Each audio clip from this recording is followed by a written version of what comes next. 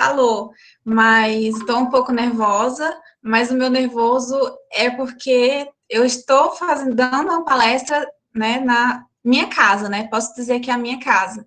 Foi de onde eu vim, onde eu adquiri as minhas raízes para poder crescer em outros lugares, né? Então, eu agradeço imensamente a professora Carla, a coordenação da zootecnia, pelo convite. Espero que venha mais convites, né? E para mim é um orgulho, assim, fazer parte da história da faculdade, da UFAP. Eu só quero falar o AG, eu só falo da UFAP. E eu espero que vocês gostem da palestra. É mais um bate-papo. Eu vou falar um pouco da minha experiência, vou mostrar fotos. E é para vocês adquirirem conhecimentos. Quando vocês quiserem perguntar, no final vocês podem perguntar. O que eu não souber responder, a professora está aí. Então, vamos começar, então. Então, fique à vontade, viu? Eu vou pedir para vocês, minha gente, para todo mundo manter seus microfones desligados, né? Eu vou desligar aqui o meu também para não ficar esses barulhinhos tá? E Ana Rebeca, fique bem à vontade, tá certo? Tá aparecendo, professora? Tá sim, tá aparecendo. Bom, hoje a gente vai falar um pouco sobre nutrição e alimentação de caprinos, tá? Como a professora falou, meu nome é doutora Ana Rebeca, sou pós-doutorando da Unesp, vim para cá, né, em 2011, onde eu estou até hoje trabalhando. Trabalhei no meu mestrado e doutorado com caprino, junto com o professor Kleber Rezende, professora Isabelle, e agora eu estou com a professora Thelma Berchielli e o professor Ricardo Reis, né, em parceria aí trabalhando. O GENRU é o nosso grupo de estudos em nutrição de ruminantes, tá? E também, se vocês quiserem vir fazer estágio por aqui, as portas estão abertas, a professora Carla tem meu contato, então, quem se interessar pode vir que tem bastante trabalho. Para a gente falar um pouco, iniciar, a gente tem que se situar em relação à criação de caprinos no mundo, né? A gente vai começar falando no mundo para depois a gente dar uma funilada. Então, a gente sabe que tem criação de caprinos espalhados no mundo todo, com diversas finalidades, né? Que a gente sabe que é leite, derivados, carne, lã. Então, assim, a criação de caprinos, eu acho que só tende a crescer, né? Está crescendo. Quando eu fui morar na Escócia, eles criavam caprinos e ovinos para finalidade, né, de lã, que lá é muito frio, então eles usavam a lã do animal para fazer casaco, para fazer manta. E como é um animal que se adapta bem em qualquer lugar, então regiões montanhosas, lá é o local ideal que eles arrumaram para criar esses animais. Então, assim, você vê que a criação de caprinos ela está espalhada no mundo todo. E em relação ao total de caprinos leiteiros no mundo, consequentemente, né, esse índice da FAO-Stat 2015, eu não consegui algo mais atualizado, ele só tende a aumentar, porque aumenta o rebanho, consequentemente, a produção de leite.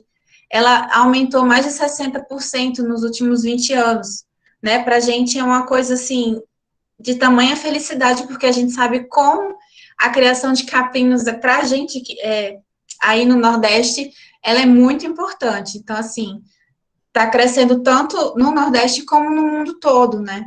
E, assim, a gente sabe que também os benefícios do leite, de caprino, né, de cabra, crianças que têm intolerância à lactose e outros problemas, sempre é recomendado o leite de cabra, por ser um leite até mais saudável. Trazendo um pouco aqui para o Nordeste, eu sempre falo aqui no Nordeste, aí no Nordeste. Trazendo um pouco, levando para ir para o Nordeste, a gente percebe que tem uma alta concentração, tá, do rebanho de caprinos, principalmente nos 46 municípios, que correspondem aos Cariris, paraibanos, agrestes e sertões de Pajeú e Mochotó pernambucano. Então, assim, todo mundo aqui do estado de São Paulo, todo mundo fala assim, nossa, como que é a criação de caprino lá no Nordeste, tem muito caprino, porque aqui não tem quase nenhuma criação de caprino. A gente vê mais na região serrana do Rio de Janeiro, onde eu também já fiz estágio, então lá tem uma criação de caprino leiteiro, mas aqui no estado de São Paulo é bem difícil você achar um capril, né? Tanto é que são poucas as pessoas que trabalham com caprinos aqui na Unesp. Então, assim, é mais concentrado na região do Nordeste.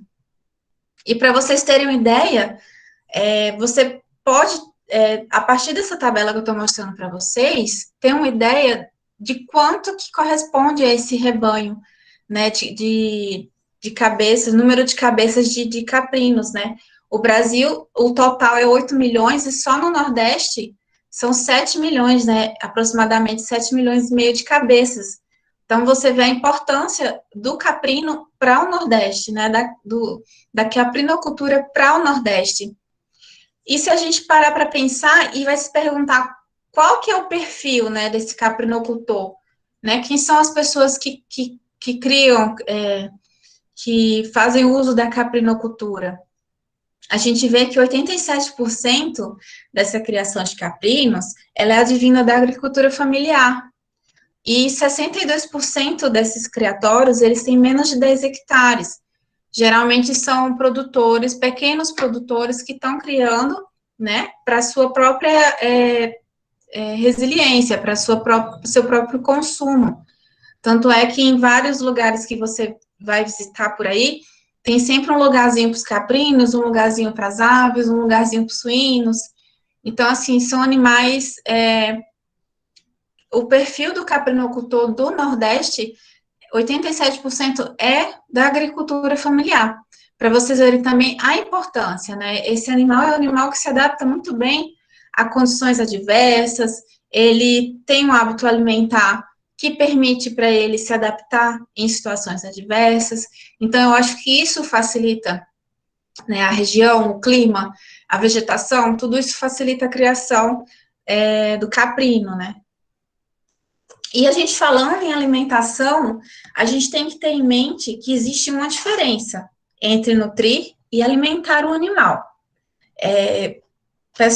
Geralmente o pessoal do primeiro semestre vai ficar um pouco assim, perdido em relação a esses conceitos, ou em relação ao que eu estou falando mais de nutrição. Mas vocês vão ver com a professora Carla mais para frente, que existe uma diferença. Não é só você colocar alimentação para o animal. Eu vou colocar alimentação para o animal para ele se alimentar e pronto. Não é. Existe uma diferença entre nutrir e alimentar um animal, seja lá qual for, caprinos, ovinos, bovinos. Então, a gente tem que ter em mente que o que é nutrir? É o processo involuntário, com início no momento em que colocamos o alimento na boca. E qual que é o objetivo? Fornecer nutrientes, tá? E alimentar é um processo voluntário de escolha de alimento e ingestão. É o que nós, nutricionistas, zootecnistas, fazemos, tá? Nós vamos estudar o animal, qual fase ele tá, qual o sexo desse animal, qual a finalidade que eu quero, vamos escolher o alimento, temos que estudar o alimento que nós estamos escolhendo e cuidar do manejo alimentar para que ocorra uma boa ingestão desse alimento. Então, são vários os fatores que influenciam, tá? A gente que está impondo aquele alimento para ele não está alimentando involuntariamente.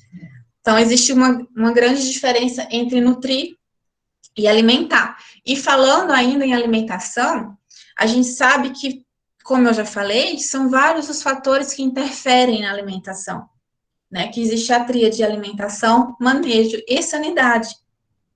O professor, eu não sei quem que está dando essa parte de sanidade aí, mas também o professor vai falar sobre isso, né? O que pode influenciar. O manejo, porque, por exemplo, não adianta você ter uma boa alimentação, mas o seu manejo não ser ideal para aquele animal. Ou você coloca o coxo em condições ruins, né, ali ao ar livre, que está suscetível a chuvas, e vai molhar o concentrado, e vai molhar o alimento, e se o animal tá bem ou não para se alimentar, se ele está doente, está com alguma coisa. Então, a gente tem que prestar atenção, né, que é uma tríade, e alimentação, manejo e sanidade, tá? Eu tive muito problema no meu mestrado, no meu doutorado, eu sempre vou conversar com vocês dando exemplos da minha vivência, e a gente tinha um problema muito grande na alimentação dos caprinos, porque a gente tinha ou silagem ou feno, Então, na hora que eu ia fornecer a silagem, ela não estava boa. Ou ela estava com cheiro forte, ou ela estava embolorada. Isso faz parte do manejo, o animal não estava aceitando. Partimos para o feno. O feno estava muito seco, o feno estava com cheiro de guardado, e ele rejeita. O caprino, ele rejeita. Porque ele consegue sentir sabor, ele consegue sentir odor, então é um animal muito peculiar para você cuidar, para você tratar. Então, a gente tem que ter em mente que existe, né, um certo cuidado, não é só você, formulei minha dieta tá top, mas aí, como que eu estou fornecendo essa dieta? Como que está o meu animal em relação à saúde? Então, são coisas que a gente tem que pensar. Por quê? Porque para um produtor, o custo alimentar corresponde a 78%. Então, você não pode simplesmente fornecer uma alimentação sem ter os outros cuidados, tá? O custo é alto para você alimentar. Ainda mais hoje em dia que está tudo subindo o preço. Então, assim, é muito cara a alimentação. Então, 78% para um produtor é muita coisa. Então, você tem que tomar cuidado. A gente, zootecnista, que a gente vai ali numa fazenda, que a gente vai olhar um animal, a gente vai fornecer um concentrado, um sal mineral, alguma coisa, a gente tem que saber o que a gente está fazendo, a gente tem que saber se o animal está em condições, se o ambiente está em condições, tá? E se o alimento também está em condições para ser fornecido para o animal. E em relação à alimentação, vocês podem se perguntar, tá, mas eu tô ali com a minha cabrinha, eu quero engordar, tá? Eu vou criar um bode para engordar, para bater. A gente sabe que cada animal, ele tem uma fase da vida em que as exigências alimentares são diferentes, igual a gente. Quando a gente quer emagrecer, a gente entra em déficit calórico. Para quê? Para a gente perder gordura, né, e não engordar, né? O meu objetivo é perder gordura, então eu vou entrar em déficit, então eu vou comer menos. Se eu quero engordar, eu vou entrar em superávit, então eu vou comer mais. Então, a mesma coisa com os animais. Se você quer engordar seu animal, você tem que fornecer uma alimentação balanceada de acordo com a exigência dele de engorda. Ou quando a cabra estiver em lactação, você tem que fornecer uma alimentação que esteja suprindo as necessidades do gestação e de lactação, né? Que é o que a gente chama de exigência nutricional, né? Cada animal vai ter a sua fase e a gente tem que saber quanto que a gente deve fornecer de nutrientes em cada fase. E como que a gente sabe? A gente sabe a partir do valor nutritivo de um alimento, né? Que é em função dos seus nutrientes. E esse valor nutritivo, ele também vai ser influenciado pelo consumo do animal, pela composição desse alimento, pela digestibilidade desse alimento, que o que é digestibilidade? É a capacidade desse alimento ser digerido ali no trato do animal.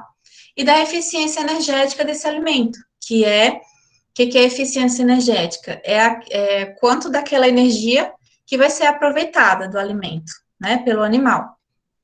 A gente tem que também, os animais têm também uma exigência nutricional em água, né? E também tudo isso envolve custos. Então, assim, a gente tem que ter muito cuidado em relação a isso, né? Quando a gente fala de alimentação, né, de caprinos ou de qualquer outro animal, a gente tem que saber a exigência nutricional deles, tá? O peso, a idade, a condição, para a gente poder formular uma dieta. E, como eu já falei para vocês, né, o que é exigência nutricional? São os nutrientes que a gente deve incorporar na ração para atender essas necessidades. E as necessidades do animal são interpretadas como sendo as quantidades requeridas de um nutriente. Como eu falei para vocês, o animal está em mantença. Meus animais dos meus 2 experimentos eram em mantença. Então, eu formulei uma dieta para aquele peso, para aquele sexo, para não ganhar nem perder peso. Então, meus animais estavam em mantença. Para ganho, também tínhamos um experimento para ganho. Então, formulamos uma dieta com o objetivo de ganho, né? Para gestação, existem várias fases da gestação, né? Primeiro terço, segundo, terceiro terço, aí início da lactação, final da lactação, e também o animal, ele tem uma exigência em fibra, né? Porque o rumen, para ele funcionar, precisa ter um mínimo de porcentagem de fibra na dieta para que ele funcione, né? A motilidade do rumen precisa de fibra para ele se movimentar, para ele misturar o alimento, para poder ocorrer a digestão. Então, a gente precisa ter tudo isso em mente. O nosso principal papel como zootecnistas, nutricionistas, é isso, né? Formular uma dieta e nutrir bem os animais, alimentar bem os animais. E quais são esses fatores que podem interferir nas exigências? Porque tem vários fatores, como eu falei para vocês. É o peso, é a produção, é leite, é lã, é seda, é ganho de peso, o que que é? Composição dos produtos, é gordura, se é o animal que está em lactação.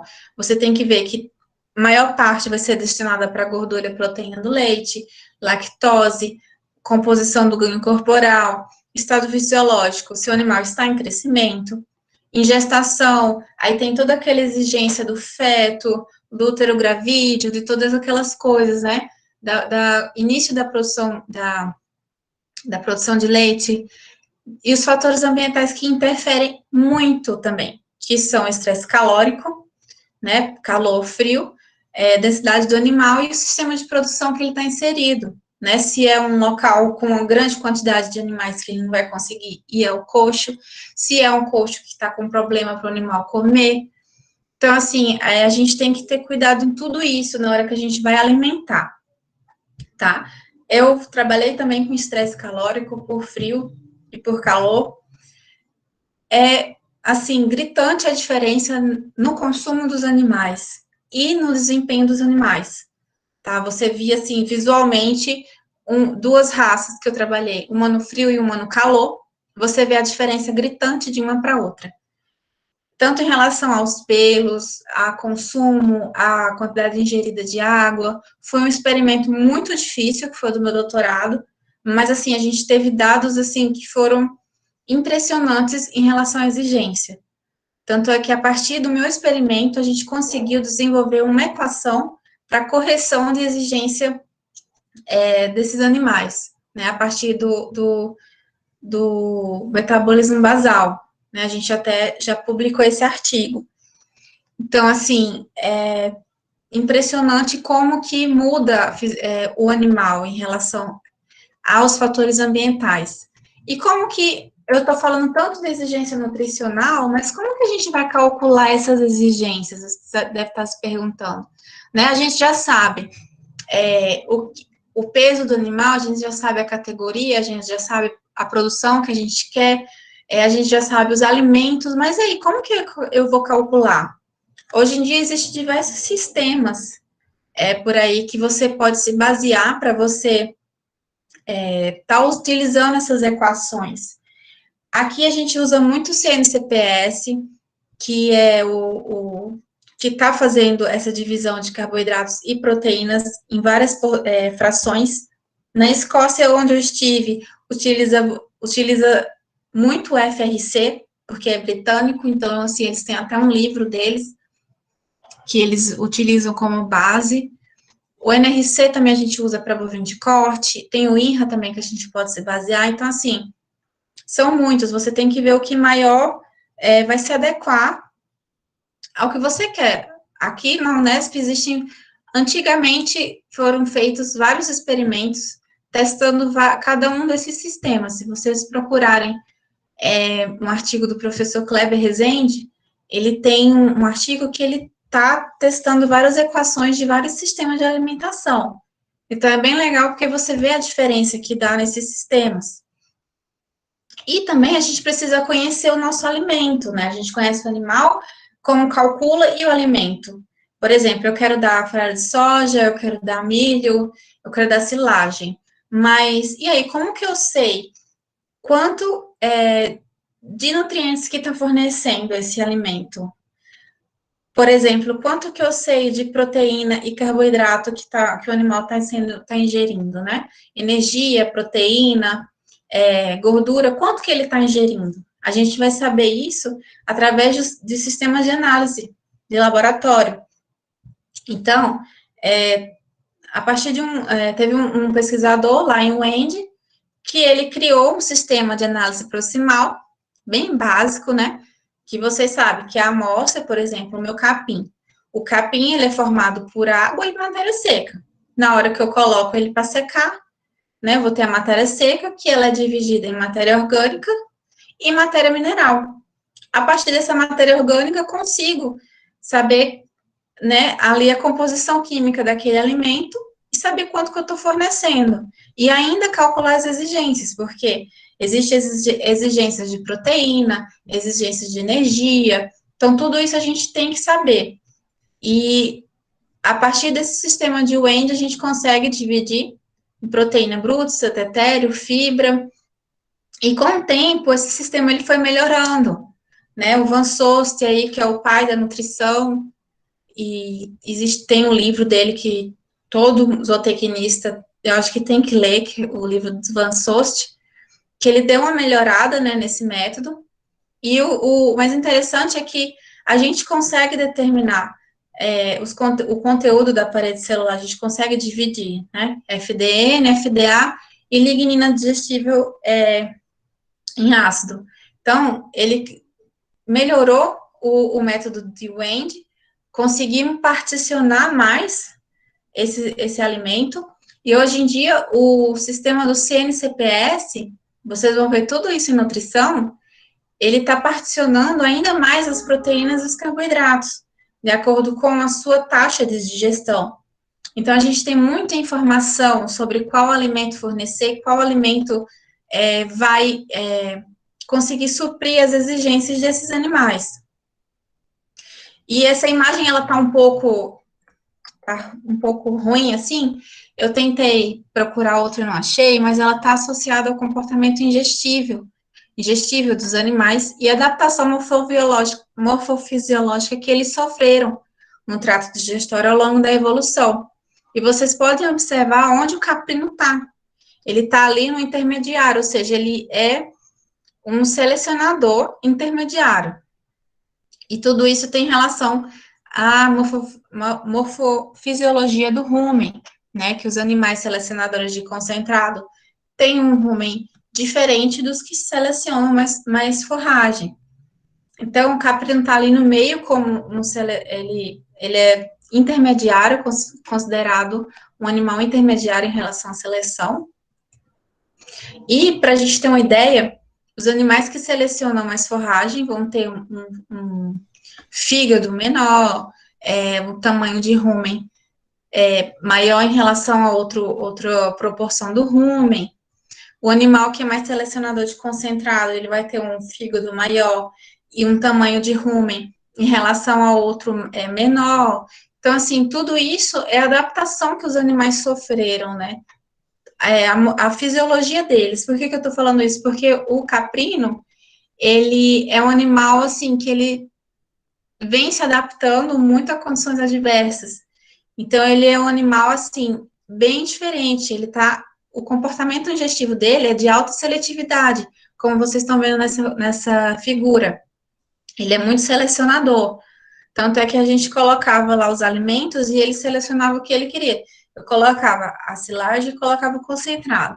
Ele ia somente no concentrado.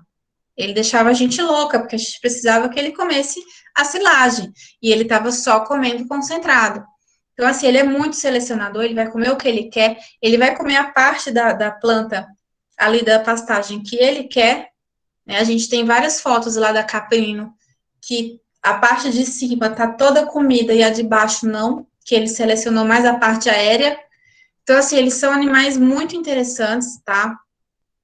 E, segundo esse pesquisador, ele fala que a refeição da cabra, ela é dividida em 3 fases, para vocês verem como que a cabra, ela é diferenciada em tudo. Existe uma fase de exploração, onde ela vai examinar o alimento que é oferecido. Existe uma fase de consumo intenso, que ela consome ali para satisfazer a fome. E uma fase de seleção, onde ela seleciona as partes do alimento a serem ingeridas. E a cabra, ela tem a capacidade de diferir odor, de diferir sabor, se uma planta tem um fator antinutricional ou não, né? Então, assim, eles têm... Tem um professor meu, o professor Kleber sempre falou, a cabra, ela é um animal fantástico, assim. porque o que você der, até pedra, quando a gente ia fazer abate ali dos experimentos, tinha no rumen dela, tinha pedra, tinha luva cirúrgica, tinha tudo, eles comiam tudo, né? Menos o que a gente queria que eles comessem. Então, assim, eles são muito, além de ser arteiros, né? Assim, a gente fala que é arteiro, né? Quando é muito assim, serelepe, né? Muito levado, eles são animais assim, muito, eles brincam muito, eu amava trabalhar com cabra, assim, minha alegria era quando eu chegava lá e via as cabrinhas pulando, e só que assim, eles são muito selecionadores, a gente tem que ter muito cuidado na hora que a gente vai fornecer, né, o alimento, né, um experimento, porque para mim elas deram trabalho, assim, em relação ao consumo, né? E como eu falei para vocês, essa questão dos fatores antinutricionais, né, que principalmente o tanino, que é uma grande preocupação também em algumas forragens, né, que é o fator nutricional, o tanino pode diminuir a citabilidade da forragem, diminuir a digestibilidade, porém o tanino é uma defesa natural da planta, né, contra fungos e o próprio consumo. Só que aqui, por exemplo, aqui na Unesp, o professor Ricardo Reis está trabalhando com tanino, com diferentes concentrações de tanino na alimentação de bovino de corte, está tendo resultados legais, né, com concentrações abaixo de 4%, né, que é o recomendado. A gente está tendo diferença na produção de metano, no consumo. Então, assim, é muito legal como que os animais conseguem trabalhar também com esses fatores nutricionais. E o caprino, ele possui bactérias tanino tolerantes, que elas degradam os complexos tanino-proteína, né? E tem a prolina também na saliva deles que se complexa com tanino. Então, assim, além de tudo isso, as cabras ainda são resistentes a esses fatores antinutricionais. E qual que é a ingestão de matéria seca, assim, de um animal? Vocês que não conhecem, que vocês que estão chegando agora, os animais têm uma ingestão em relação ao peso vivo, que é 1,5 a 2%, que é considerado que o animal está mais mantença, e varia de 5 a 8, dependendo da produção, se você quer mais para corte, para leite, então vai variar muito o consumo. E como que a gente sabe, assim, por categoria, né? Nós temos os cabritos, que é a fase que tem um custo elevadíssimo, que a gente tem que fornecer constantemente os alimentos. Todos os dias, quando a gente começou um experimento de exigência, todos os dias a gente estava ali, dando uma madeira para eles, aí colocava o leite no potinho para eles, e todo dia, 3 vezes ao dia, até eles irem largando isso daí, até ocorrer o desaleitamento, né? Então, assim, quando ocorria o desaleitamento, a gente colocava uns 100, 120 gramas de concentrado por dia, até eles atingirem uma idade, né? Que é da desmama até a cobertura. Essa, essa foto que tem um trator lá no setor de caprinos, e até alcançar 60 a 70% do peso adulto, que é como quando ocorre a primeira cobertura. Só que a gente tem que ter cuidado com o consumo, para quê? Para evitar um excesso de gordura, tanto no útero quanto no aparelho reprodutivo. Então, tá aí onde entra, né, as exigências. O consumo tem que ser de 2,5 a 3, tem que ter cuidado no alimento, né, para não comer em excesso. Então, o nosso papel entra aí, né, do zootecnista. Cobertura ao parto, né, que 2/3 iniciais de gestação vai ter uma menor exigência, e 1/3 final da gestação, a capacidade de digestão diminui, então a gente tem que ter muito cuidado, né, porque é onde entra o maior crescimento do feto, porém a digestão diminui, por quê? Porque o feto está aumentando, comprimindo os órgãos e o animal come menos, então a gente também tem que ter cuidado ali para estar suprindo os nutrientes que eles precisam nessa fase. E na fase de lactação, né, na fase inicial, tem um nível de produção que vai aumentar até o pico da lactação, depois elas entram em balanço energético negativo, vai perder peso, né, e aumenta o fornecimento de concentrado nessa fase, porque para manter a produção de leite, né, porque ela vai perder peso, vai entrar em balanço energético negativo. Então, assim, por que eu estou mostrando para vocês essas fases? Para vocês terem uma noção de que cada uma tem a sua exigência, né? Cada fase tem ali a sua peculiaridade. Então, a gente tem que prestar muita atenção na hora que a gente vai criar o animal, vai fornecer alimentação. Na fase intermediária de lactação, o nível de ingestão já normaliza, vai ter uma persistência da lactação, o animal começa a ganhar peso e tem que ter um score entre 2,5 e 3 para que ocorra um preparo para a próxima concepção, tá? Então, esse score vai dar uma ajuda ali se o animal está comendo de mais ou de menos também. Na fase final, né, os animais já estão em balanço energético positivo, já está com um acúmulo de reservas, baixa produção de leite, que é como quando começa o período antes do parto, né, que é o período de descanso. Aqui é só para vocês terem uma ideia, né, uma tabela de exigência. Por exemplo, o animal está com 40 quilos, tá? E a produção de leite dele, eu quero que seja 6 quilos por dia. Então, qual que vai ser a ingestão de matéria seca? 2,82. Então, assim, a gente tem que fornecer alimento para que ele tenha essa ingestão de matéria seca. Bodes jovens e adultos, volumoso à vontade, né? Uma área para ele se exercitar, para não haver também um excesso de peso, excesso de gordura, e tem que ter também uma relação de cálcio e fósforo ideal para eles também. Tem que ter cuidado em relação a esses nutrientes. E hoje, como eu falei para vocês, dos sistemas que cada um tem, vai ter a sua equação, existem inúmeras equações que você vai utilizar de acordo com o que você quer. Qual que é a sua o que você quer com aquele animal? Você vai criar ele para quê? Para corte, para leite? Então, tem diversas equações, a pasto, né, o que você vai, qual que é o consumo de forragem, taxa de consumo. Então, assim, as equações vão ajudar muito a gente, ajudam muito a gente, né, que existem várias situações. Quando o animal está no pasto, é difícil a gente medir o consumo a pasto, né, então a gente vai ter que lançar os indicadores, animais que estão estabulados, aí tem outro tipo de equação.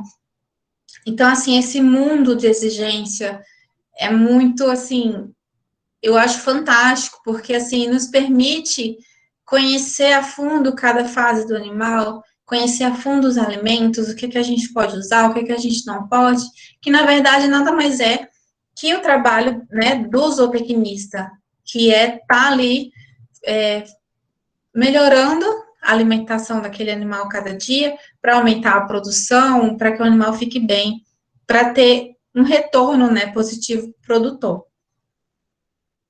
E agora eu vou contar para vocês um pouco da minha experiência, tá? A professora Carla já falou muito de mim, tá? O que eu queria falar para vocês em relação à alimentação de caprinos era isso, eu não vou me aprofundar porque vocês estão no início da graduação, então, assim, é muito difícil a gente assimilar tudo, mas o que vocês têm que ter em mente é tudo que eu falei, assim, em relação ao cuidado com a fase do animal, o cuidado em conhecer o alimento. Na hora que você for formular uma dieta, você tem que saber o peso do animal, né? A categoria do animal, a exigência do meu animal, né? Quanto que ele vai precisar, né? Ingerir por dia para alcançar o meu objetivo. E eu mostrei para vocês cada fase, como que é cada fase dos caprinos, como que a gente conhece ali a composição química dos alimentos para que a gente pode fornecer. Então, assim, era mais isso que eu queria falar para vocês, mostrar o perfil da caprinocultura no Nordeste, né, no mundo, e vou falar um pouco da minha experiência Não sei se vocês conhecem, mas essa é a UFAP, a antiga UFAP. Quando eu comecei, né, eu sou da terceira turma de zootecnia. Eu iniciei a minha graduação em 2011. É uma foto bem antiga para vocês verem como que era. Aqui é um experimento que foi no meu primeiro, eu acho que foi no meu primeiro período, que a professora Carla me deu uma oportunidade de trabalhar com ela. Foi o primeiro experimento, o primeiro contato que eu tive com os animais foi, ela me jogou na fazenda de bovino de leite, praticamente, e ela falou, se vira, eu e os meninos trabalhamos nesse experimento, e a gente ia feriado, a gente ia final de semana, e a gente vivia para isso, a nossa graduação, a gente viveu para a zootecnia, para a gente ter um currículo bom, a gente ser reconhecido. E assim, a minha experiência na UFAP foi a melhor possível, porque eu conheci pessoas que até hoje a gente tem um vínculo de amizade. Eu participei de experimentos do meu primeiro semestre até o meu último semestre, né, a maioria com bolsa de iniciação científica. Então, assim, a professora Carla, a professora Jeane, o professor André, o professor Omé, o professor Airon, abriram, assim, as portas de uma maneira incrível para a gente. E, assim, eu só tenho a agradecer, né, a eles, assim. Esse foi um experimento que a gente fez em Sertânia, com caprinos a pasto, né, no sertão. E a professora Carla ali, bem pequenininha, quase nem dá para ver ela. E, assim, cada experiência, tudo que a gente passou, eu falo para vocês, vão atrás, comecem a participar de experimentos, comecem a participar de iniciação científica, conheçam o laboratório, conheçam os equipamentos, conheçam o que vocês puderem explorar dos professores, vocês explorem, porque, assim, é a melhor coisa que vocês podem fazer.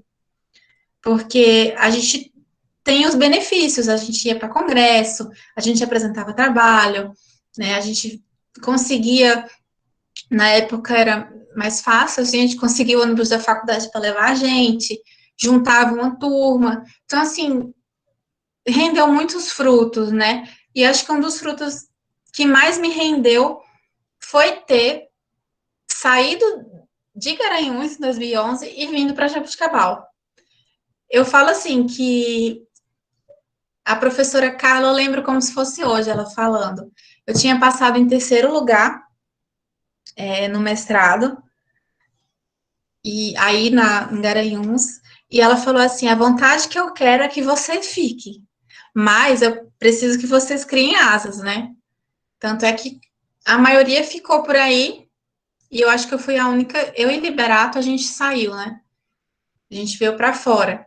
Mas eu vim, foi difícil o começo, porque eu precisava me adaptar à Unesp, eu precisava me adaptar às pessoas que estavam aqui, e eu tive uma grande dificuldade, porque as pessoas tinham um pouco de receio, ela veio do Nordeste e tal, assim, não são, vou falar para vocês, não é um mar de rosas, dê valor onde vocês estão, tá? Aos professores que ensinam vocês, porque não é um mar de rosas também sair, tá? É coisa boa? É bom, você conhece pessoas diferentes, mas existe o lado ruim também, tá? Que não é fácil. Eu passei por muita coisa sozinha, eu vim sozinha, eu não conhecia ninguém, e eu só pensava na professora Carla, que eu queria voltar, que eu queria desistir, que eu queria fazer um mestrado na UFAP, que eu não queria mais isso, eu não queria mais estar aqui. Então, só que eu tive que seguir em frente, eu tive que passar por isso, eu acho que eu tive que passar por isso. Então, aqui são algumas imagens do setor de caprinoculturas, foi o meu primeiro experimento com caprinos confinados aí na gaiola metabólica, foi onde eu fiz trabalhei com metano, meus dados foram para o banco do IPCC, de caprinos e ovinos, que são poucos os dados com caprinos e ovinos, né, eu pegava essas cangas, ia para outro lugar para analisar, para a Embrapa de outra cidade. O meu mestrado, o que que rendeu? Rendeu coisas boas? Sim, né? Tudo tem um lado bom e tem um lado ruim, tá? O lado ruim é você sair da sua casa, sair da sua universidade, da sua zona de conforto, né? Mas tem um lado bom que me rendeu ir para fora. Eu tinha uma bolsa FAPESP, e a bolsa FAPESP permite que você faça uma parte do seu mestrado no exterior, ou que você vá para congressos internacionais, porque tem uma boa reserva técnica. Então, eu fui para o Animal Science, que é um grande evento da zootecnia. Encontrei a professora Carla lá, no evento da Animal Science, e para mim, sim, foi uma oportunidade maravilhosa, porque eu nunca tinha saído, né, do país. Então, me proporcionou isso, o meu mestrado. E foi depois que eu voltei, eu submeti um projeto para a FAPESP e queria ir passar um tempo na Escócia, na Universidade de Edimburgo, né, que eles têm um centro de pesquisa em Edimburgo e trabalhava com metano, com vacas de leite, e eu queria ter essa oportunidade. E daí foi aprovado o meu projeto, e essa foto minha lá na Escócia, no Castelo da Rainha lá. Aqui eu fiquei responsável no centro de pesquisa para trabalhar com uma metodologia nova de produção de metano, que é a laser gun, que chamam, que é uma arma de laser, né, que o laser consegue captar a quantidade de metano que o animal está ali na narina, que ele está expelindo, e aqui foi durante o experimento, então era assim, também fui sozinha para a Escócia, não fui com companhia de ninguém, fui sozinha, e foi assim, eu era responsável por essas análises de metano, se eu não fosse, não ia ter as análises, e não ia ter a publicação, porque ia faltar os dados. Então, assim, a responsabilidade era muito grande. Óbvio que isso só me fez crescer, mas foi muito difícil, né? Isso é uma foto que a gente utilizava uma câmera termográfica, né, chamada FLIR, que a gente tem aqui também na Unesp, que a gente trabalha mais com a produção de calor, né? A gente tira mais fotos do rumen, do olho do animal, a gente é mais para a área de bioclimatologia, que eu também utilizei no meu doutorado, né, para saber ali onde que o animal estava com a maior produção de calor, concentração de produção de calor. A realidade fora é outra, né? Eles pagam muito caro para alimentação, para fazer os silos, assim, em bags, porque lá a alimentação do animal compete com a humana, tá? Porque eles, se vocês não sabem, lá é o país do uísque, e o que eles podem fornecer para os animais é a silagem de cana, né, assim. E um dos pesquisadores vieram para a Unesp e eles ficaram encantados. Nossa, como o Brasil tem pastagens, o Brasil tem tudo e a gente não tem nada, porque lá só neva, né? Praticamente é neve o ano todo. Então, assim, uma outra realidade que a gente começa a olhar o nosso país com outros olhos, quando a gente chega em um local como esse, fala, nossa, como que eles trabalham, fazem pesquisa assim, é tão difícil, né? Porque não tem pastagem, né? Não só neva, é neve.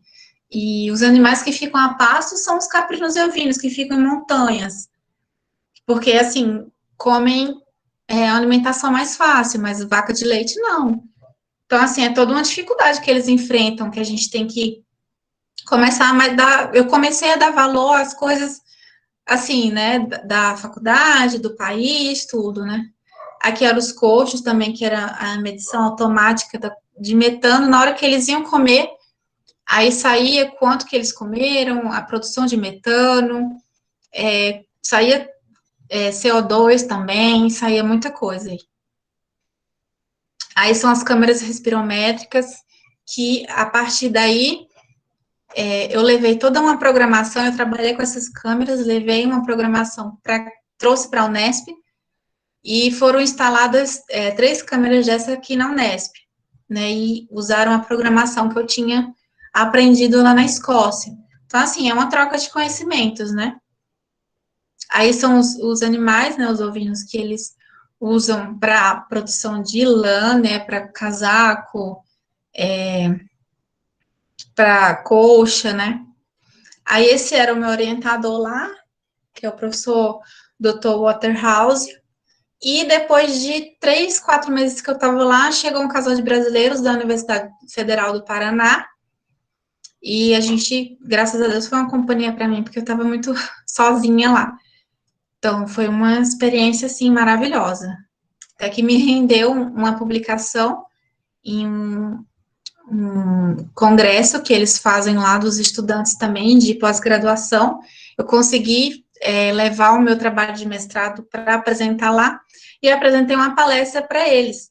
Né? Na época eu fazia parte do grupo de estudos do Rominesp, no meu mestrado e doutorado eu fiz parte, e eu sempre era secretária, tesoureira, daí no meu doutorado é por hierarquia, né? A professora Isabelle sempre era por hierarquia. Então, quando eu entrei no doutorado, ela me colocou como coordenadora. E, assim, o Rominesp era um grupo que, assim, eu amava fazer parte, a gente sempre fazia eventos voltados para a graduação, às vezes para pós, mas a gente queria captar os animais da graduação para pós-graduação, para trabalhar com a gente.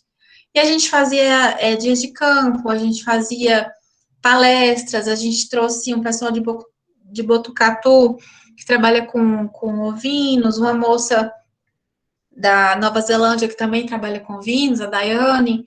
Então, assim, o Ruminesp me rendeu muitos frutos também. Eu amava fazer parte desse grupo e foi uma experiência muito, muito gratificante, tá na Caprino.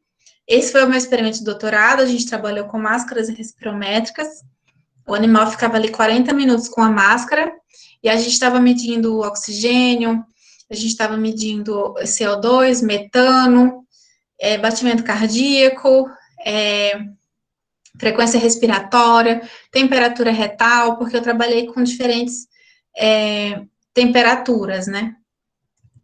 Aí os equipamentos que a gente utilizava eram muitos equipamentos, era muito complicado de mexer, mas no fim deu tudo certo. E agora o meu pós-doutorado, que eu estou desde 2019 com a professora Thelma Berchielli. Se vocês não sabem, é aquela que tem o livro Nutrição de Ruminantes, o verdinho lá. E eu estou trabalhando com bovino de corte agora. Foi uma mudança brusca de caprinos para bovino de corte.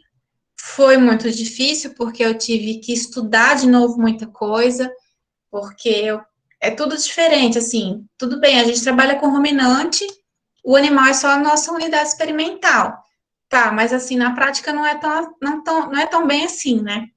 Na prática a gente tem que saber lidar com o bovino de corte, a gente tem que saber lidar com essa raça que, nossa, eles são muito difíceis de lidar, são muito arredios, assim, é complicado, você vai pesar a ração, mais de 1 quilo. Então, assim, é muito diferente do caprino, né? Que come um pouquinho, esse come, né? Muito mais que um caprino. E essas são fotos da nossa área, né? Aqui na Unesp.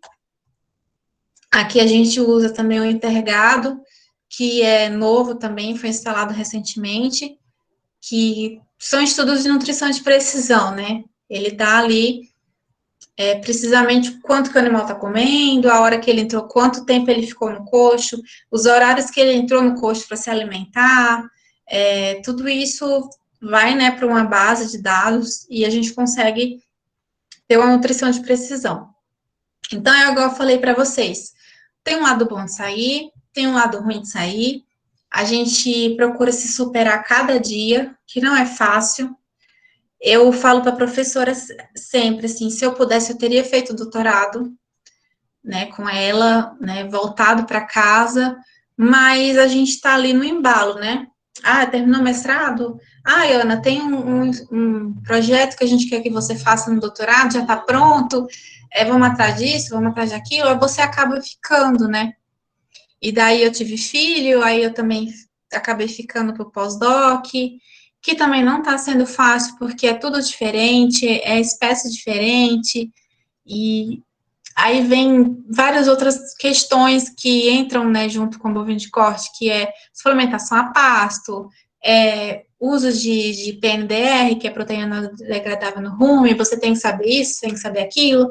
Então, assim, é uma superação, né? Eu acho que todos os dias é uma superação na nossa vida. E eu me orgulho de ter feito zootecnia aí na UFAP, de ter passado por tudo que eu passei. Passei por muitas dificuldades, porque, assim, não era fácil também, o curso não é fácil, mas o que eu posso falar para vocês é não desistam, porque tem muitas oportunidades, né? Eu, estudando zootecnia aí, consegui uma oportunidade de vir para cá. A realidade é totalmente diferente, não é um mar de rosas também. E não é o lugar que você tá que vai te fazer o melhor profissional, tá? É o que você é o que você busca, né? Existem muitas pessoas aqui que fazem mestrado, doutorado, pós-doutorado, e assim, não são, eu não posso julgar, mas assim, ao meu ver e a de outras pessoas, não é um bom profissional, né? E sempre, quando eu assisto às aulas do professor Ricardo Reis, se vocês tiverem a oportunidade de ler os artigos dele também, quem trabalha com forragem, ele sempre fala do Nordeste nas aulas dele. Eu amo o Nordeste, eu amo o jeito que o Nordeste, que vocês fazem pesquisa, ele falava para mim na aula. Gente, não é fácil trabalhar no Nordeste com o que vocês têm. Então, assim, é uma riqueza, óbvio que é uma riqueza o Nordeste que ele falou. Mas é difícil, né? Assim, questão de pastagem, de tudo. Então, assim, eu tô. Mais uma vez, eu agradeço, né, a oportunidade, a professora Carla, de estar fazendo parte desse,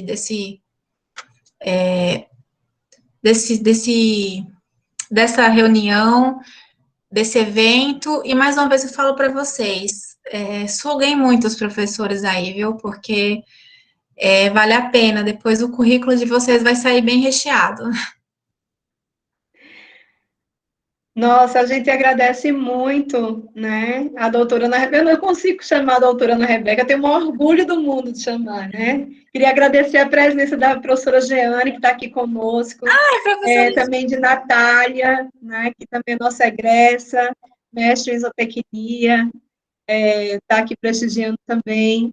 Eu vou chamar carinhosamente de Ana Rebeca, né? Mas é com muita satisfação que a gente fica aqui. É uma pena, eu estava falando, meu Deus, o tempo é tão curto, passou tão rápido. A gente ficaria aqui horas a fio, né? Falando sobre o tema, sobre o assunto. Eu tinha algum monte de perguntas aqui e comentários a fazer sobre a sua palestra, Rebeca, que foi muito bem conduzida, né? Mostrando realmente a importância, né? E eu queria pegar só alguns pontinhos aqui, mas mostrando a importância de saber o que é nutrir, saber o que é alimentar, né? Nos seus vários aspectos, você colocou vários conceitos para a gente, né?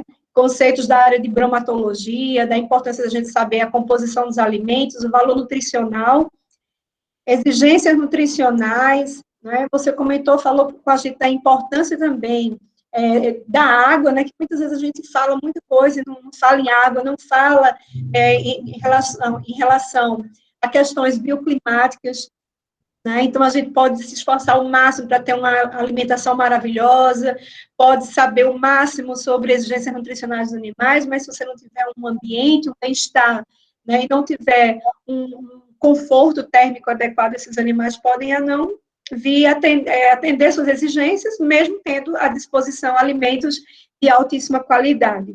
E aí, obviamente, que isso vai tudo impactar no desempenho. Então, assim, eu acho que você deixou de forma muito ampla, né, essa questão da importância de saber o que é alimento, né, como alimentar e o que é nutrir, né, e até dos taninos você comentou, né, que eu acho que é uma coisa muito importante para a gente, que é aqui do Nordeste, principalmente, da região semiárida como todo mundo todo, né, hoje a gente tem aberto muito mais, assim, os olhos para os conhecimentos a respeito das biomoléculas, né, moléculas bioativas que podem estar contribuindo aí de diversas formas, não só na nutrição animal, mas com a saúde humana também. E aí, aqui no Nordeste, a gente tem vamos dizer assim, essa vantagem da gente ter, né, um bioma só nosso, o bioma Caatinga, onde a gente tem aí uma diversidade imensa de compostos bioativos. Então, eu acho que foi uma coisa muito legal também, que você colocou para a gente. De qualquer forma, como a gente estourou um pouquinho o nosso tempo, né? E aí não estourou tanto, a gente esperou um pouquinho para começar a palestra. Eu queria deixar aqui a palavra, se a professora Giana quiser colocar alguma coisa, só colocando aqui também que o Danilo, né? Danilo Cavalcante, que Teixeira Cavalcante, que você conhece bem, foi da sua época, ele, infelizmente, não, mas felizmente, ele está numa outra palestra, que é tudo ocorrendo ao mesmo tempo, que é o grupo NEAVE, né? E por isso que agora muita gente saiu porque correu para outra palestra, né? Mas ele deixou aqui os parabéns e agradeceu as suas colocações da sua palestra, tá certo? Só querendo chamar a atenção aqui. Que bom, obrigada. Então, não sei se a professora Giane está querendo falar agora, eu vou deixar aberto aqui. Olá, Rebeca. Parabéns pela palestra. Estou muito feliz em te ver aqui com a gente. Assim, emocionante ver o tanto que você cresceu, né? Porque como Carla diz, né? É difícil chamar, né? Falar doutora Rebeca, né? Mas sempre vai ser sempre aquela menina pra gente, né? Chorona, né? Eu Chorona. quase chorando aqui, professora. Que eu adorava fazer chorar, né? Porque eu era muito irritada naquele tempo, muito nervosa, né? Não queria falhas, mas por quê? Porque eu cobrava muito justamente para isso, para vocês no futuro, né? E Carla também, mas Carla era mais mansa, né? Vamos dizer assim, né? Eu era mais agressiva. Hoje já não sou mais. Esse povo pisa na minha cabeça. Agora esses alunos pisam na minha cabeça, né? Mas a gente se preocupava muito, a gente queria muito ver vocês crescendo, né? Então, eu só tenho que parabenizá-la pela palestra, muito sucesso, continue assim. Você cresceu muito, fiquei impressionada, aprendi muita coisa hoje na sua palestra. Parabéns mesmo, espero contar com você mais vezes aqui, né? Eu que agradeço. Espero poder participar mais vezes também. Beijo. Beijo. Eu queria também deixar aqui aberto, se Natália quiser colocar alguma coisa também, né? Ou qualquer um de vocês, só levantar a mãozinha que eu acho que eu ainda tenho mais uns 3 minutinhos aqui para a gente falar alguma coisa. Ela vai me matar da foto que eu coloquei, mas tudo bem. Não sei se ela está com áudio. A gente estava falando aqui, comentando sobre a palestra no WhatsApp, eu não sei se ela está com áudio. Mas, enfim. Oi, pessoal, estou com áudio. Não vou ligar minha câmera, porque não estou, assim, com aparência favorável para aparecer. Mas gostaria de parabenizar a Rebeca por sua palestra. Foi muito gratificante poder ver você, assim, dando um show aí para a gente, de conhecimento, né? E fico também muito orgulhosa, fico também muito feliz em ver.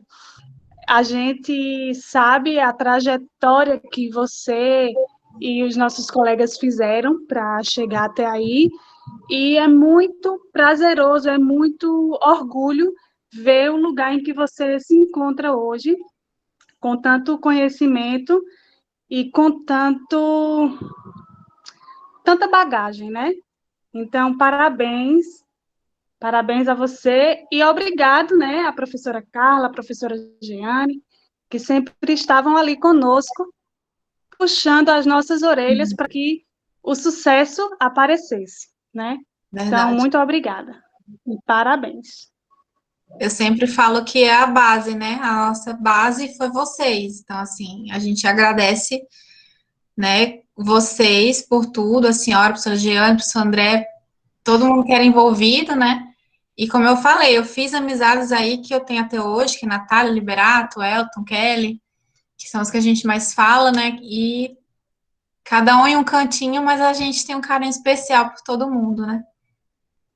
Então, a gente, antes de se despedir, gente, aqui do nosso momento, né, do Guru, hoje tivemos uma palestra pela manhã a respeito de bem-estar em bovinos, foi muito proveitosa a palestra, né? E agora à tarde, mais uma palestra do Guru, né? com a doutora Ana Rebeca a respeito de alimentação de caprino, nutrição e alimentação de caprinos, né? Então, a gente se despede de todos, agradecendo muito, né, esse convite que nós fizemos à Ana Rebeca, e a gente também tem a satisfação imensa de ter a Natália aqui conosco, né, que foi do mesmo grupo, foi da mesma turma, do mesmo grupo, e o convite que nós fizemos foi pensando justamente não só nessa questão técnica que ela trouxe para a gente, mas também para mostrar as possibilidades além dos muros da universidade, não é? E a gente quer justamente isso, né? Hoje as meninas têm um canal, se você quiser colocar sobre o canal, né, Rebeca e Natália, elas têm um canal maravilhoso no Insta, né? E que traz para a gente sempre uma série de conhecimentos. Eu sempre esqueço, mas é 360... Agrocoach 360. Agrocoach 360, né? Então, eu estou fazendo uma propaganda boa, tá, gente? Corram lá, se inscrevam, porque é maravilhoso, e as meninas sempre estão trabalhando com informações, com palestras, tudo dentro da zootecnia. E eu estou sabendo que parece que vem alguma coisa aí em alusão ao dia do zootecnista agora em maio, né? Só para deixar aí um spoiler para vocês, viu? Então, muito obrigada, Ana Rebeca, doutora Ana Rebeca. Sucesso aí no seu pós-doc, tá? Obrigada, professora. Vou poder contar com você mais vezes, já estou tendo milhares de ideias aqui, porque eu queria que você falasse sobre cada partezinha, vi que você tem uma bagagem imensa, e você poderia dividir muito isso conosco. Edilene? Quer falar, Edilene? Não, desculpa, foi engano. Tá. A gente tem alguns alunos aqui que são da turma de distúrbios metabólicos, né? Edilene é da turma de distúrbio metabólico, nossa aluna ou a de nutrição, não lembro agora, Edilene, estou confundindo, acho. Mas temos alunos aqui de bromatologia, de nutrição de ruminantes e de distúrbios metabólicos em ruminantes, e eu tenho certeza que esses conhecimentos que você trouxe foram muito importantes para todos. Temos alunos aqui também, o João Vitor, né, que é nosso orientado, a gente queria também agradecer a presença dele. Ele é do ensino médio, está no primeiro ano do ensino médio e já começou na atividade de pesquisa. Então, ele é PIBIC Ensino Médio. João Vitor, obrigada por ter comparecido aqui, Afonso, Amanda, todo mundo, Ana, Ariel, tá? Alexandre, também Siqueira, né? Muito obrigada, minha gente, por terem participado e sucesso. Muito obrigada, doutora Ana Rebeca, por ter nos presenteado com essa palestra. Obrigada a vocês, professora. Estou à disposição. Então, até mais. Até.